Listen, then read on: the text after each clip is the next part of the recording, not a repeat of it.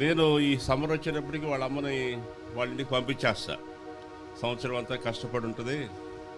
మళ్ళీ ఒక నెల 2 నెలలు వాళ్ళ అమ్మోళ్ళతో హ్యాపీగా ఉండి సంతోషంగా ఉండి కొంచెం అన్నీ సరి చేసుకొని రెస్ట్ తీసుకొని వస్తుందని కష్టమైనా సరే నాకు పంపించేస్తా.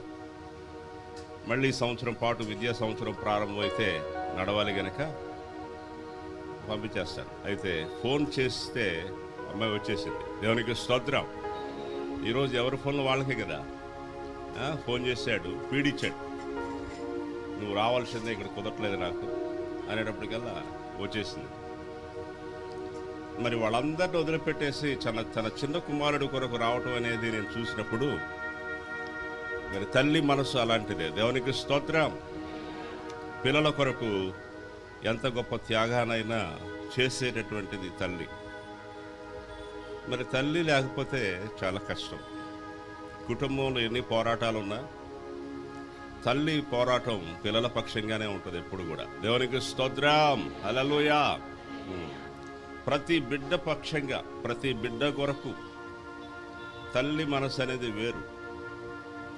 తల్లికి తెలుసు ఎవరికి ఎట్లాగా భోజనం పెట్టాలి, ఎవరికి ఏ అవసరం ఉంది, ఎవరి పరిస్థితి ఏంటి, మరి ఇదిగో ఎవరిని ఎట్లా ట్రీట్ చేయాలి, ఇది తల్లికి తెలుసు. తల్లికి తెలిసినట్లుగా ఎవరికి కూడా ఎవరు ఎన్ని మాటలు చెప్పినా కూడా తన పిల్లలనందరినీ కూడా తల్లి వెనకేసుకుంటూ కాపాడుకుంటూ తను ఉన్నంతకాలం పిల్లల పక్షంగా ఉండే వ్యక్తి అపూర్వమైన వ్యక్తి, అపూర్వమైనటువంటి మనస్సు కలిగిన వ్యక్తి తల్లి. దేవునికి స్తోత్రం. హల్లెలూయా.